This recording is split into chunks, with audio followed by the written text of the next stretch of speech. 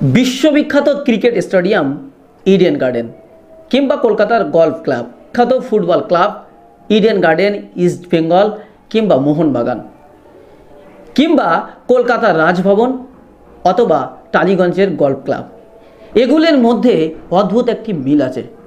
জানেন কি কিসের মিল? এগুলি সবই ওয়াকফ সম্পত্তি। মুসলিম দানশীল ব্যক্তিরা মুসলিম সমাজের কল্যাণার্থে দান করে গিয়েছিলেন, কিন্তু আজ কতটা মুসলিম সমাজের কল্যাণে কাজে লাগছে, আজকের এনবিটিভির পর্দায় তা দিয়ে একটি বিশেষ স্টোরি আপনাদের সামনে তুলে ধরার চেষ্টা করছি। আমাদের প্রতিনিধি তুলে ধরেছেন ওয়াকফ সম্পত্তির বেদখলের ইতিহাস। চলুন দেখে নেওয়া যাক। রাজভবন, মোহামেডান, ইস্ট বেঙ্গল, মোহনবাগান ক্লাবের জায়গা ওয়াকফের, এমনকি আকাশবাণী ভবন, ফোর্ট উইলিয়ামস ময়দান ও সংলগ্ন এলাকা ইডেন গার্ডেন্স ওয়াকফ সম্পত্তি, সবই ওয়াকফ সম্পত্তি, যার জমির পরিমাণ 2555 বিঘা। 1999 সাল পর্যন্ত সরকার 199 টাকা ভাড়া দিত। বাংলা, বিহার, উড়িষ্যার নবাব আলীবর্দী খাঁ তার শাসনকালে এই 2555 বিঘা জমি দান করে যান। সরকারি হিসেব অনুযায়ী আমাদের দেশে 6 লক্ষের বেশি ওয়াকফ সম্পত্তি আছে, যার 49% আছে কর্ণাটক, পশ্চিমবঙ্গ এবং উত্তরপ্রদেশে। দেশে প্রতিরক্ষা রেল মন্ত্রকের পর তৃতীয় বৃহৎ সম্পত্তি রয়েছে ওয়াকফ বোর্ডের হাতে। সাচার কমিটির রিপোর্ট অনুযায়ী পশ্চিমবঙ্গে ওয়াকফ সম্পত্তি রয়েছে প্রায় 1,48,200টি, যার মাত্র 23,000-এর মতো সম্পত্তি রয়েছে ওয়াকফ বোর্ডের আওতায়। প্রায় 1,25,000 সম্পত্তির কোনো হদিশ নেই। 2010 সালে কলকাতা বাদে গোটা রাজ্যে ওয়াকফ সম্পত্তি নিয়ে যে সার্ভে করা হয়, তাতে দেখা গিয়েছে 16,43,360 একর সম্পত্তি রয়েছে গোটা রাজ্যে। আজকে আমাদের এই আলোচনায় মুখ্য বিষয় মুর্শিদাবাদের 110 বিঘার একটি ওয়াকফ সম্পত্তি। সেই ওয়াকফ সম্পত্তির নাম শেখ আফসার হোসেন ওয়াকফ এস্টেট মিল্কি মসজিদ, ইসি নম্বর 1207। কাগজপত্রের হিসেবে 110 বিঘা সম্পত্তি থাকলেও বর্তমানে মাত্র 1 বিঘার কাছাকাছি কিছু জমি রয়েছে, যেখানে মসজিদটি ছিল। বাকি 109 বিঘা সম্পত্তি মোতাবাল্লি ও কিছু সরকারি আমলার মদতে আজ হাতছাড়া। শেখ আফসার হোসেন ওয়াকফ এস্টেট মিল্কি মসজিদ, ইসি নম্বর 1207।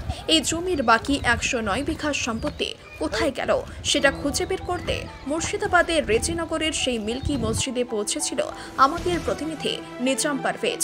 সেই সম্পত্তির বর্তমান মোতোয়ারি ও গ্রামবাসীদের থেকে জেনেছেন সেই সম্পত্তির ইতিহাসের কথা। কবে, কিভাবে হাতছাড়া হয়ে গেল জমি, কিভাবে বা সম্ভব হলো এটা, সেসব প্রশ্নের উত্তর দিয়েছেন বর্তমানের কিছু বিশিষ্ট সামাজিক কর্মী ও লেখক। এনবিটিভিতে আপনাদের সকলকে স্বাগত। আমি এখন রয়েছি বেলডাঙ্গা 2 নম্বর ব্লকের রেজিনগর এলাকার মিল্কি গ্রামে, যে গ্রামে আফসার হোসেন ওয়াকফ সম্পত্তি বা এস্টেট নামে একটি 110 বিঘা ওয়াকফ এস্টেট রয়েছে। এবং সেই ওয়াকফ সম্পত্তিটা নিয়ে বিবাদ দীর্ঘদিনের। এর আগে এখন যারা মোতাল্লি আছেন তাদের দাবি, এর আগে যারা মোতাল্লি ছিলেন গোলাম পীর নামে সেই মোতাল্লি, সে এবং তার সন্তানেরা মিলে সে 110 বিঘা যে ওয়াকফ সম্পত্তি ছিল সেটাকে তছনছ করেছেন, সেটাকে বিক্রি করেছেন নিজেদের বলে। এবং এখন যারা মোতাল্লি রয়েছেন তারা সেটা নিয়ে লড়াই করছেন। তাদের দাবি আমরা তাদের কাছে শুনবো।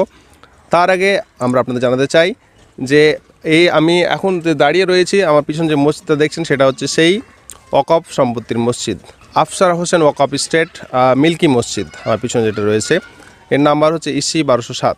তো এবং আশেপাশে যেগুলো দেখছেন সেগুলো প্রায় ওয়াকফের সম্পত্তি। আমার ডান দিকে এবং বাম দিকে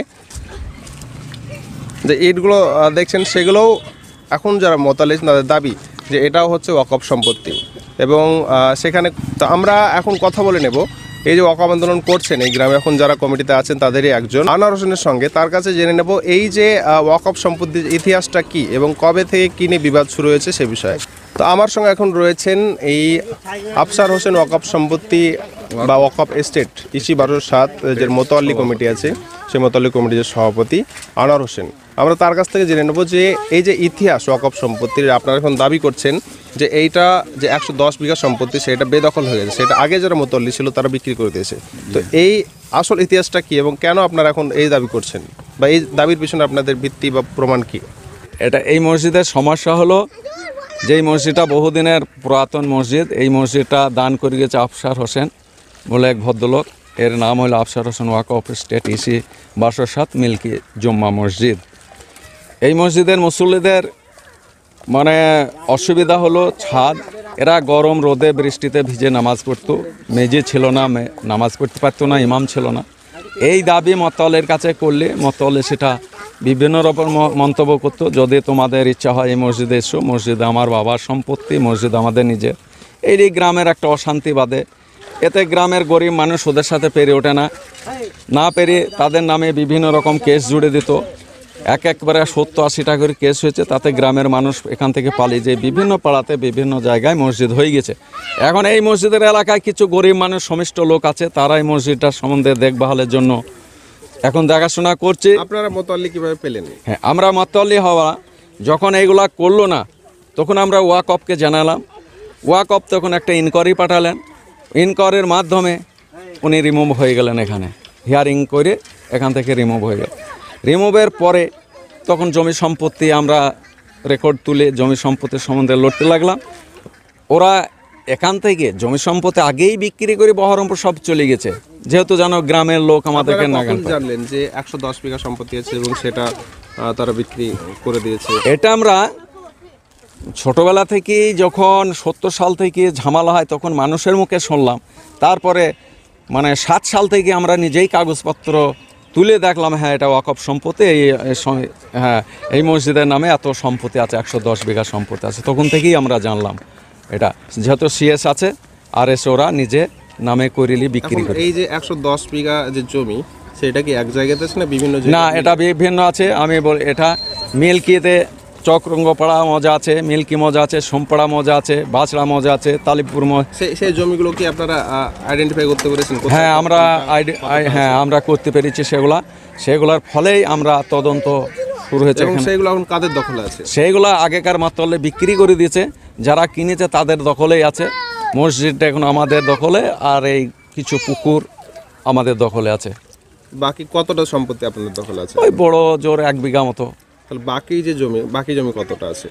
বাকি জমি ধরেন 110 বিঘার ভিতরে 1 বিঘা যেতে 109 বিঘা সম্পত্তি ও বিক্রি করে দিয়েছে। 109 বিঘা সম্পত্তি বেদখলে আছে? জি হ্যাঁ। সেইটা আপনাকে উদ্ধারের জন্য কোন চেষ্টা করছেন? হ্যাঁ, আমরা অবশ্যই উদ্ধারের জন্য চেষ্টা করছি। আমরা ওয়াকফকে বলেছি, ওয়াকফ নিজে ওয়াকফ কেস করেছে ওদের নামে, বা এর জন্য সিআইডিও দিয়েছেন। ওয়াকফ কি করেছে এটার জন্য? ওয়াকফ এটার জন্য কেস ফাইল করেছেন, বা আমাদেরকেও উনার অনেক হেল্প করেছেন বিভিন্ন কাজের জন্য, যে আপনারা কাজে আগান, আমরা হেল্প করব, অথচ কেসটা উনি করে দিয়েছেন। তো ওয়াকফ কি বলেছে জমিটা এই ওয়াকফ স্টেটের? হ্যাঁ, অবশ্যই সেখানে এনরোল আছে। তারা কি স্টেপ নিয়েছেন জমিটা উদ্ধারের জন্য?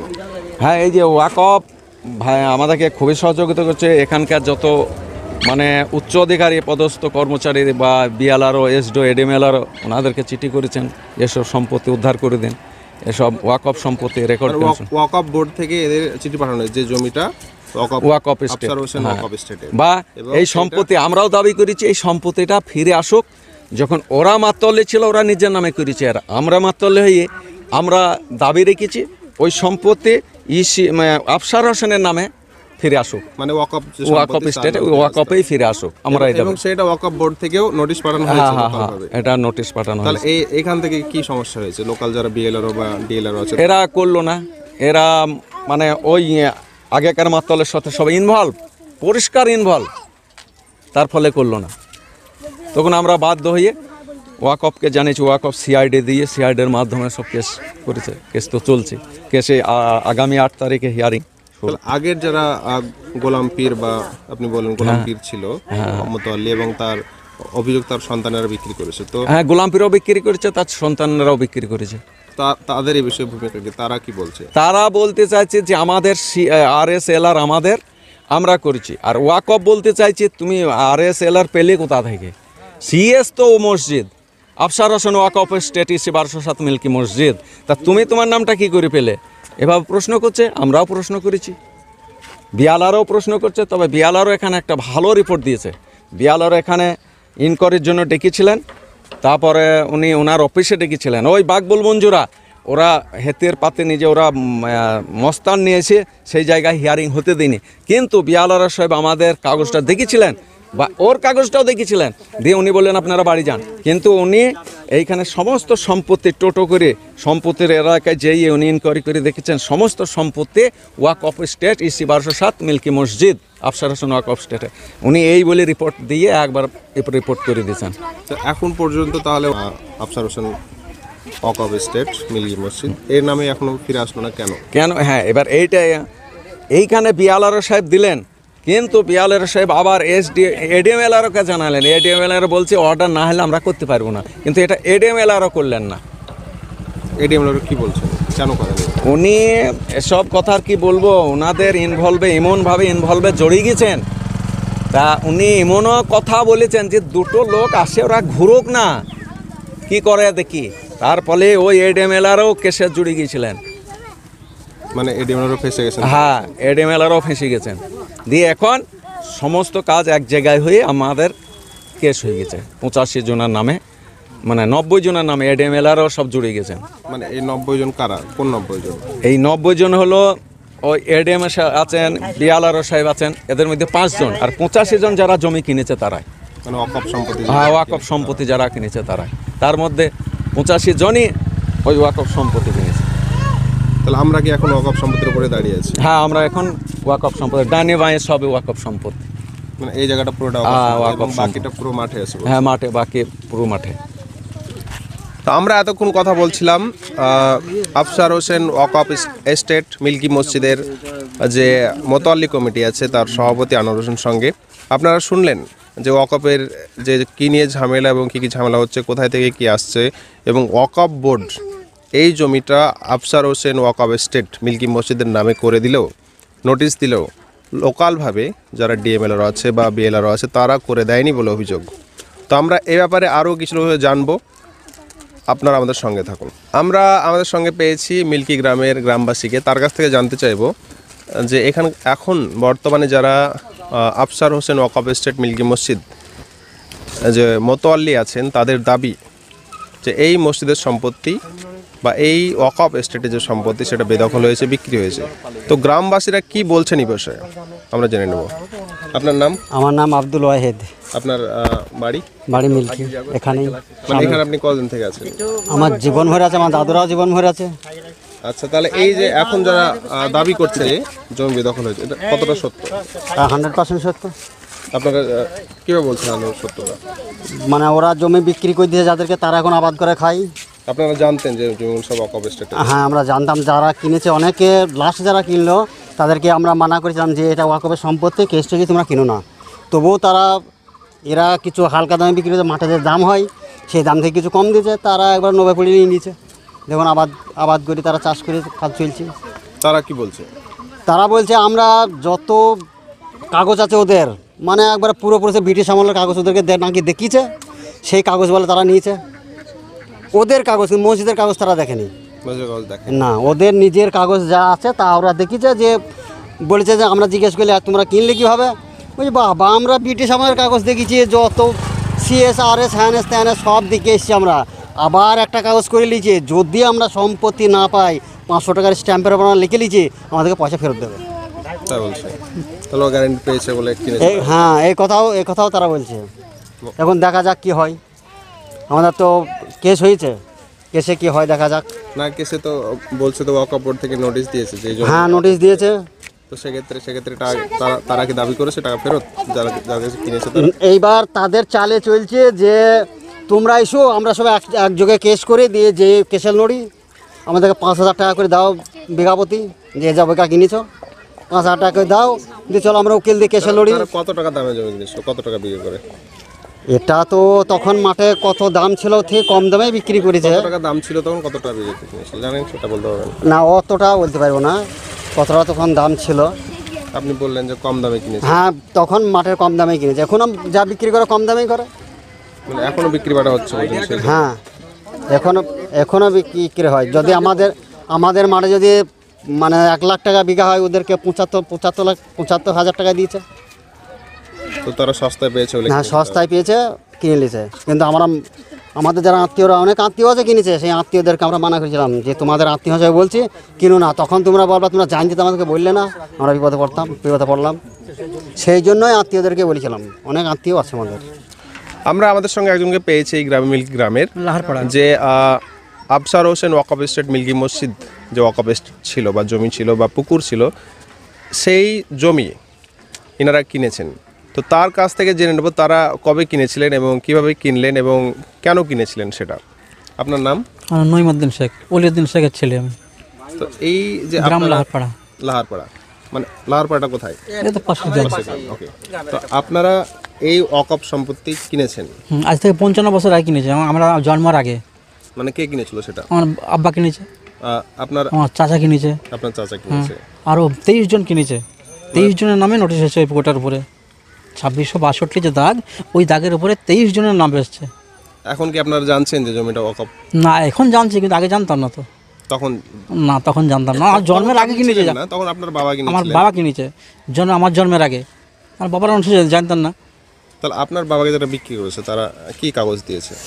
দলিল করে দিয়েছে তারা। দলিল করে দিয়েছে? হ্যাঁ, সে দলিল আমাদের কাছে আছে। সে দলিল আপনাদের কাছে আছে। বেশ, সেই দলিল যদি আগে আমাদেরকে দিয়ে থাকে তাহলে আমরা পাবো, আর যদি আমাদেরকে না দিই ওদেরকে আগে দিয়ে থাকে তাহলে ওরা পাবে। তাহলে সেক্ষেত্রে এখন তো ওয়াকফ বোর্ড থেকে নোটিশ এসেছে যে এই জমিগুলো যেগুলো বিক্রি হয়েছে, যে 110 বিঘা সম্পত্তি, সেটা হচ্ছে আফসার হোসেন ওয়াকফ এস্টেটের জায়গা।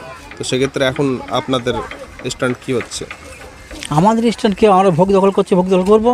এবার যদি ছাড়তে হয় তখন বাধ্য হয়ে তখন ছাড়তে হবে আপনারা। আর যদি সবাই ছেড়ে দেয় আমাদের ছাড়তে হবে, আর যদি সবাই না ছাড়ে আমরা ছাড়বো না। কারণ এটা তো ওয়াকফ বোর্ড বলছে যে এই জমিটা হচ্ছে ওয়াকফ এস্টেটের। যদি ওয়াকফ বোর্ড পাই, অ্যাকচুয়ালি যদি পাই, কাগজপত্র দেখি, প্রমাণ দেখি যদি পাই তাহলে ছাড়তে হবে, আর যদি প্রমাণ দেখি না পাই তাহলে ছাড়বো না। মানে যদি আমাদেরকে আগে দিয়ে থাকে তাহলে আমরা দখল করে পাবোই, আর ওদেরকে যদি আগে দিয়ে থাকে তাহলে ওরা পাবে। আর একটা আমি কথা শুনলাম যে এর আগে যে মোতাল্লি ছিলেন গোলাম পীর, বা এখন যারা তার সন্তানেরা আছেন, তারা বিক্রি করেছিলেন সেই জমিটা। এখন তারা বলছেন যারা কিনেছে বা জমিটা কিনেছিল তাদেরকে যে তোমরা আমাদের সঙ্গে এসো, আমরা সবাই একসাথে কেস করবো। এটা কিভাবে দেখছেন? কারণ জমিটা যদি তাদের হয় তাহলে তারা কেন কেস করবে? না, জমিটা যদি তাদের হয় তাহলে তারা কেন কেস করতে যাবে? তাদের দলিল আছে আগে থেকে আছে, তারা কেস করার কোনো প্রয়োজন নাই। কিন্তু আমাদের যদি জোর দখল করে আবার দিতে চাই তাহলে আমাদের কেস করতে হবে, যাতে আমরা পাই। না, কারণ জমিটা তো ওয়াকফ স্টেটে, সেটা তো ওয়াকফ বোর্ড বলছে। না, বোর্ড বলছে, এবং কাগজ দেখাতে হবে তো। এবং যারা জমিটা আপনাদের বিক্রি করেছে আগে, যারা মোতাল্লি ছিল, তারাও বলছে যে কেস এসো, আমরা একসঙ্গে লড়বো, কেস করব। তো সেক্ষেত্রে কি আপনাদের মনে হয় না জমিটা কার নামে কেস করবে? এখন যারা মোতাল্লি তাদের বিরুদ্ধে কেস করবো বলছে। তো ওদের বিরুদ্ধে কেস করে কি হবে? কারণ তারা লড়াই করছে সেই জমি উদ্ধারের জন্য। তো উদ্ধার যদি অ্যাকচুয়ালি পাই তাহলে উদ্ধার হবে। 47 পরবর্তী সময়ে গোটা দেশের সাথে সাথে আমাদের রাজ্য পশ্চিমবাংলাতেও ওয়াকফ সম্পত্তির নানানভাবে জবরদখল হয়েছে, এবং যখন যারা ক্ষমতায় থেকেছে তারা তখন সেই জবরদখলে মদত দিয়েছে। আমাদের রাজ্যে একসময় কংগ্রেস, পরবর্তীতে বামফ্রন্ট, বিশেষ করে সিপিআইএম এবং বর্তমানে তৃণমূল সরকার, এদের মদতেই একের পর এক ওয়াকফ সম্পত্তি জবরদখল হয়েছে, অবৈধভাবে কেনাবেচা হয়েছে এবং ভুল পথে সেটাকে ব্যয় করা হয়েছে। যদি এই ওয়াকফ সম্পত্তিকে সঠিকভাবে ব্যবহার করা হয় এবং যে উদ্দেশ্যে ওয়াকফ সম্পত্তির সৃষ্টি সেই উদ্দেশ্যে ব্যবহার করা হয়, তাহলে শুধুমাত্র ওয়াকফের সম্পত্তি দিয়েই আমাদের রাজ্যের মুসলিম সম্পদের আরও অনেক বেশি উন্নতি করা যায়। কিন্তু সেই কাজটা সম্পর্কে না মুসলিম সমাজ সচেতন, না শাসক দল সচেতন, না আমাদের রাজ্য সরকার সচেতন। ফলে আজকে আমি আমাদের পার্টির পক্ষ থেকে এই দাবি জানাচ্ছি, যাতে করে ওয়াকফ যে বোর্ড আছে সেটাকে স্বয়ংশাসিত করা হোক, স্বায়ত্তশাসিত করা হোক, এবং সেখানে মুসলিম সমাজের যারা প্রতিনিধি, বিশেষ করে মুসলিম সমাজের যে সমস্ত সামাজিক সংগঠন আছে তাদের নিয়ে তৈরি করা যে কমিটি, তারা সে নিয়ন্ত্রণ করবে, এবং সে গোটা রাজ্যের সমস্ত ওয়াকফ সম্পত্তি যাতে করে শুধুমাত্র মুসলিম সমাজের শিক্ষাগত, আর্থিক, সামাজিক, সাংস্কৃতিক উন্নয়নের কাজে ব্যবহার করা হয় সেই দাবি তুলছি।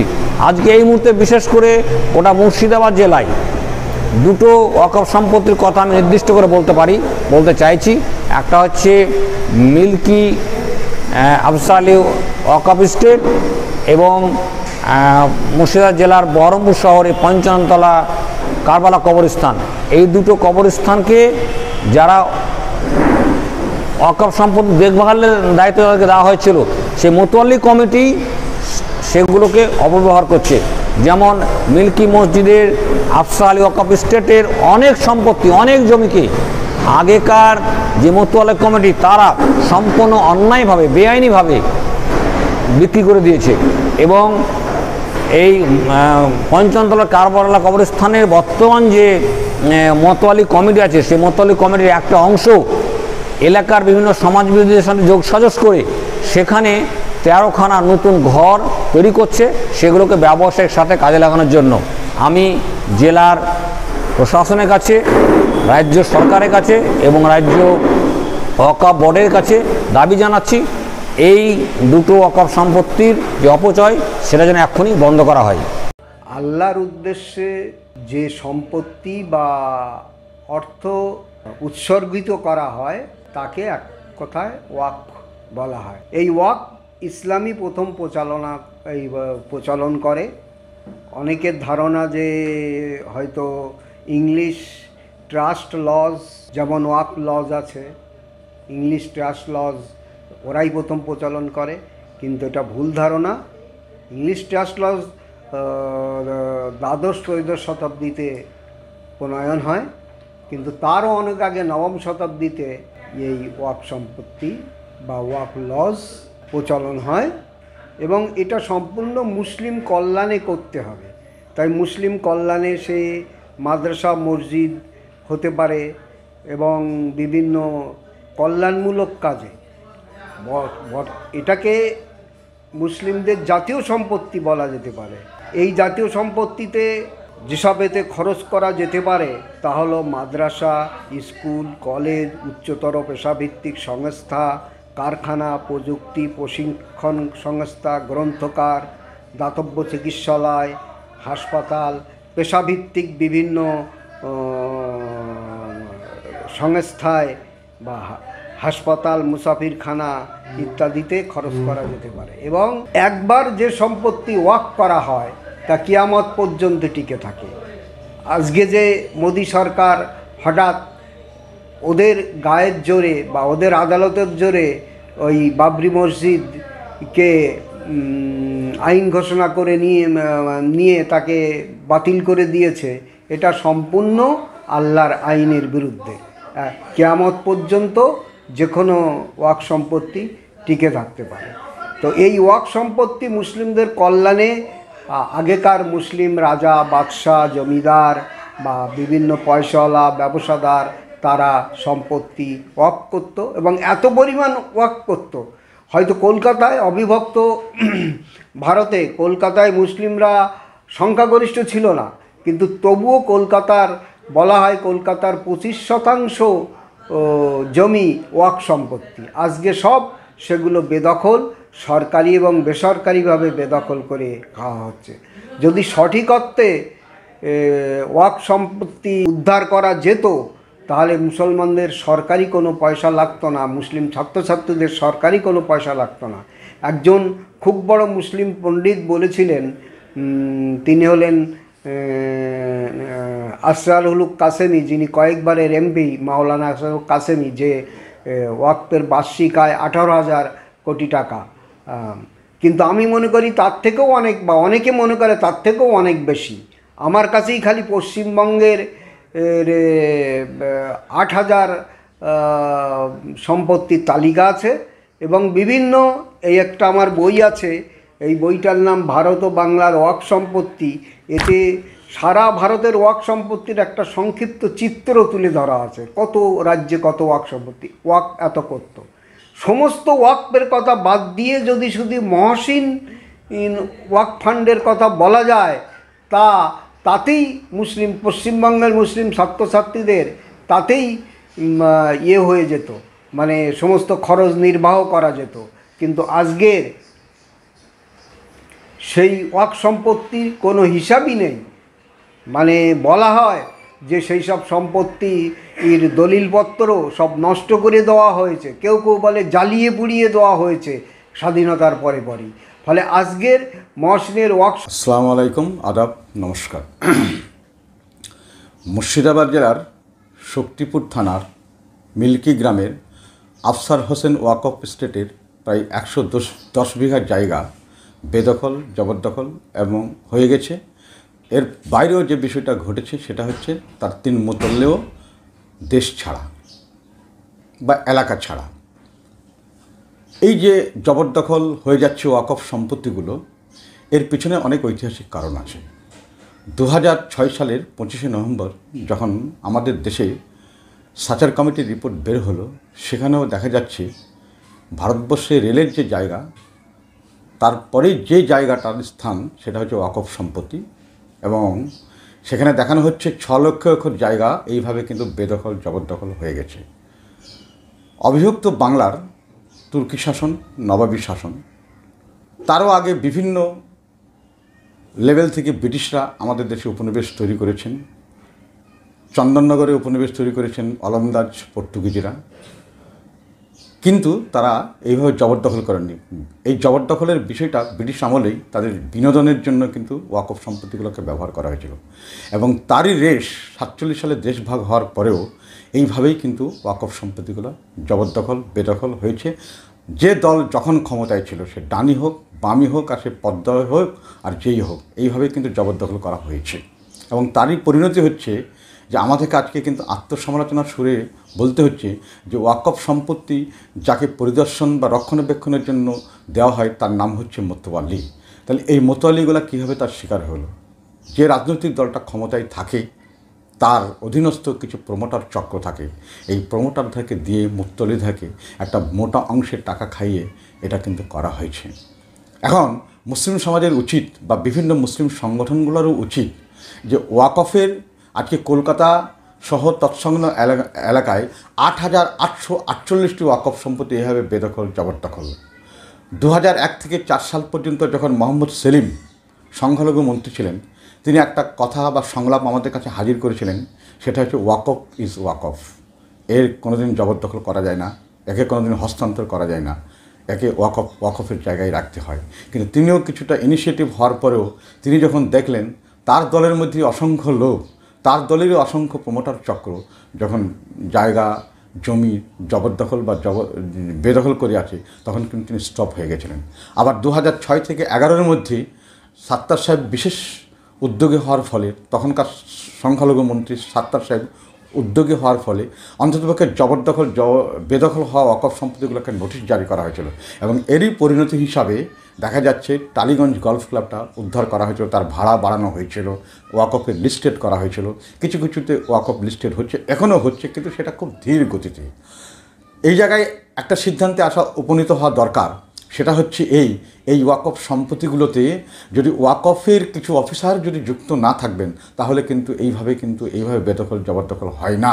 একদিকে যখন ওয়াকফের পক্ষ থেকে নোটিশ জারি করা হচ্ছে, আরেকদিকে ওয়াকফের একটা সংখ্যক অফিসাররা কিন্তু এই জবরদখল, বেদখল বিক্রি করার মানসিকতাতে টাকা পকেটবাজি করারও মানসিকতা তৈরি হচ্ছে, এবং এর ফলে এই জমি সম্পত্তিগুলো হচ্ছে না।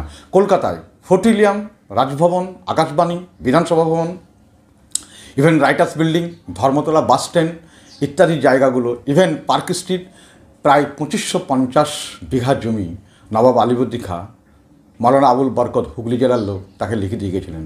1999 সাল পর্যন্ত এই সম্পত্তিগুলোতে মাত্র 199 টাকা ভাড়া পেত। একটা কী হিসাব আছে ওয়াকফের, সেই হিসাব অনুসারে। তারপরে দেখা যাচ্ছে যখন মাওলানা আবুল বরকত মারা গেলেন, তিনি তার উত্তরসূরি হিসাবে মাওলানা মসিউদ্দিন এবং মাওলানা আসমাউদ্দিনকে লিখে দিয়ে গেছিলেন। আজকে কিন্তু এই সম্পত্তিগুলোর ভাড়া বাড়ছে না। যেখানে কলকাতায় 8,848টা ওয়াকফ সম্পত্তি আছে, এদের অনেকেই ওয়াকফ সম্পত্তি চোখের দেখা গার্ডেন চোখের দেখা মেটিয়া বুরুজ, চোখের দেখা টিপু সুলতানদের জায়গা প্রিন্স আনোয়ার শাহ রোড, যেটা এখন আরপি কলোনি হয়ে গেছে, চোখের দেখা হুগলি জেলার হাজি মোহাম্মদ মহসিনের জায়গা। এইভাবে কিন্তু জবরদখল হয়েছে।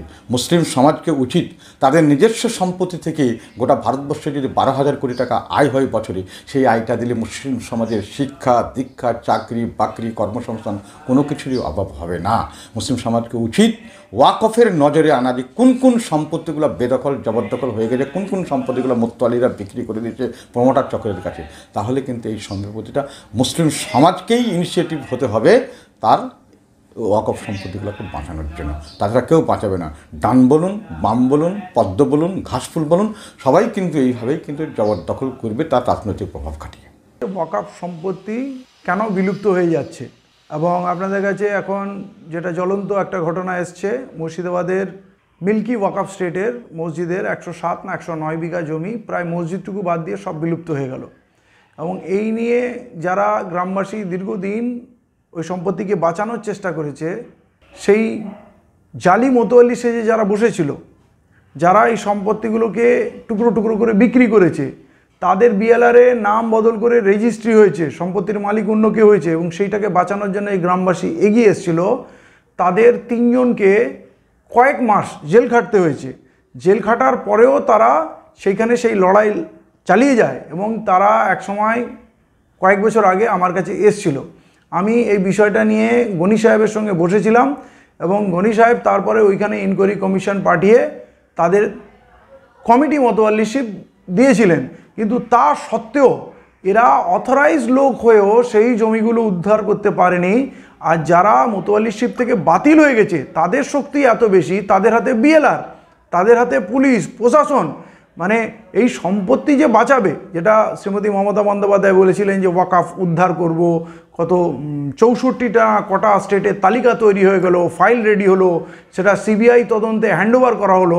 কিন্তু আজকের দিনে সেই একই অবস্থা, মানে গত 74 বছর ধরে ওয়াকফ সম্পত্তি শুধু লুট হয়েছে, বিক্রি হয়েছে, দখল হয়েছে, এবং এটা প্রচ্ছন্ন সরকারি মদতে, পুলিশের সহযোগিতায়, মানে যারা দখলদার তাদের পক্ষে বিএলআর থাকে, তাদের পক্ষে পুলিশ থাকে, সরকারের প্রচ্ছন্ন মদত থাকে, ওয়াকফ বোর্ড নীরব থাকে, আর সাধারণ মানুষ ওয়াকফ সম্পত্তি বাঁচানোর জন্য লড়াই করতে থাকে। তাদের হাতে পড়ে মার, জেল, জরিমানা, এবং ফাইনালি তাদের হয়তো ওয়াকফ সম্পত্তি থেকে উচ্ছেদ করা হয় বা মোতওয়াল্লিশিপ থেকেই উচ্ছেদ করা হয়। আমি বেশ কিছু ওয়াকফ সম্পত্তি নিয়ে, বড় বড় ওয়াকফ সম্পত্তি নিয়ে লড়াই করেছি, এবং লড়াই করার অভিজ্ঞতায় আমি দেখেছি যে এখানে সফলতা পাওয়া সম্ভব না যতদিন না সরকার নিয়ন্ত্রণে মুসলিমদের একটা বলিষ্ঠ ভূমিকা হয়। যদি মাইনরিটি অ্যাফেয়ার মিনিস্ট্রি, যেটার আন্ডারে ওয়াকফ বোর্ড আছে, যদিও ওয়াকফ সম্পত্তি মুসলিমদের একেবারে ব্যক্তিগত সম্পত্তি, তার পূর্ণ নিয়ন্ত্রণ সরকারের আছে মাইনরিটি অ্যাফেয়ার মিনিস্ট্রির আন্ডারে। এই মাইনরিটি অ্যাফেয়ার মিনিস্ট্রি সব সময় মুখ্যমন্ত্রী নিজে নিয়ন্ত্রণ করেন। সে বুদ্ধবাবু হোক আর মমতা বন্দ্যোপাধ্যায়, এরা চিরজীবী মুসলিমদের সামনে তাদের ওয়াকফ সম্পত্তির উদ্ধার কথা বলে, কিন্তু কখনো উদ্ধার হয়নি, ধ্বংস হয়েছে। বুদ্ধবাবুর সময় ভট্টাচার্য কমিশন হয়েছিল, তাতে প্রায় 6,000-6,500 কোটি টাকার তছরূপের রিপোর্ট পর্যন্ত বেরিয়েছিল।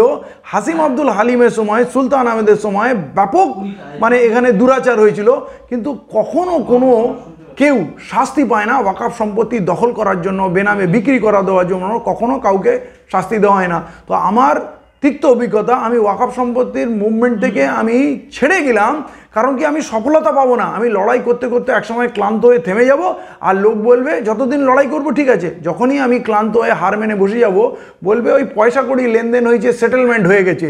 তো এই জন্যে আমি মনে করি যতদিন সরকারকে নিয়ন্ত্রণ করায় মুসলিমদের বলিষ্ঠ ভূমিকা না হবে, অন্তত মাইনরিটি অ্যাফেয়ার মিনিস্ট্রি স্বাধীনভাবে মুসলিমদের হাতে না আসবে, ততদিন এই ওয়াকফ সম্পত্তির কোনো বেনিফিট মুসলিমরা পাবে না। ওই 2-4টে হোস্টেল করে দেওয়া, 2-4টে মসজিদের মোতওয়াল্লি করে দেওয়া, সেই মসজিদগুলো মুসলমানরা চাঁদা তুলে নিজেরাই চালায়, ওয়াকফ সম্পত্তির আয় মুসলিমদের হাতে আসে না, সেটা নিয়ে অ্যাকচুয়ালি সরকার খেলা করছে।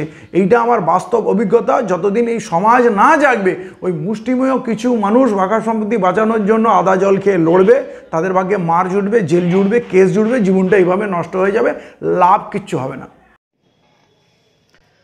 বন্ধুরা, আপনারা অনেকেই জানেন যে মুর্শিদাবাদের শক্তিপুর থানার মিল্কি গ্রামের ঘটনা, যেখানে 110 বিঘে সম্পত্তি, মসজিদের সম্পত্তি, শেখ আফসার আলী ওয়াকফ স্টেটের নামে 110 বিঘে সম্পত্তি। এই সম্পত্তি এর আগের যারা মোতাআল্লি ছিল, গোলাম পীর এবং তার সন্তান বাকবুল মঞ্জুর সহ আরও অনেকেই, তারা এই সম্পত্তিকে বিক্রি করেছে অসৎ উদ্দেশ্য নিয়ে, এবং সেই সম্পত্তি তারা নিজ স্বার্থে ব্যবহার করেছে। আমরা বিষয়টা ওয়াকফ বোর্ডকে জানিয়েছি এবং ওয়াকফ বোর্ড সেই নিয়ে তা নিয়ে যে অর্ডার করেছে, দুঃখ এবং পরিতাপের বিষয় হচ্ছে ওখানকার যে বিএলআরও আছে বা এডিএমএলআরও আছে, তারা এই ওয়াকফ বোর্ডের নির্দেশকে অমান্য করেই যারা জমি বিক্রি করেছে এবং যারা জমি কিনেছে তাদের নামে সমস্ত সম্পত্তি তারা করে দিয়েছে, রেকর্ড করে দিয়েছে। আমরা বিষয়টা নিয়ে পুনরায় ওয়াকফ বোর্ডের কাছে গেছি এবং সেই কেস ওয়াকফ বোর্ডে চলছে। একটা বার্তা আমি দিতে চাই যে এই কেস আমরা হাতে নিয়েছি পার্টির পক্ষ থেকে। যারা এই সম্পত্তি, মসজিদের সম্পত্তিকে বিক্রি করেছেন এবং মসজিদের সম্পত্তিকে নয়ছয় করেছেন, যারা সম্পত্তি নয়ছয় করতে সহযোগিতা করেছেন, বিশেষ করে বিএলআরও এবং এডিএমএলআরও, যারা এই সম্পত্তি কিনেছেন, সকলকেই বলছি আপনারা এই সম্পত্তি ভোগ করতে পারবেন না। যারা এই সম্পত্তি বিক্রি করেছেন এবং বিক্রি করতে সহযোগিতা করেছেন, তারা যদি পাতালেও থাকেন তো পাতাল থেকে তুলে নিয়ে এসেও আপনাদেরকে আইনের কাঠগড়ায় দাঁড় করাবো। মসজিদের সম্পত্তি আপনাদেরকে ভোগ করতে দেওয়া হবে না। এইটা একটা সম্পত্তি যখন মসজিদের নামে ওয়াকফ হয়ে গেছে, তখন সেই সম্পত্তি আপনারা বিক্রি করার অধিকার রাখেন না। আপনারা জোরপূর্বক সেটা করেছেন, দেশের মানুষ সেটা মেনে নেবে না। খুব সহজেই আপনারা এর জবাব পাবেন। এই জবাবের অপেক্ষা করুন, দেখতে পাবেন যে কিভাবে মানুষ আপনাদের বিরুদ্ধে গেছে।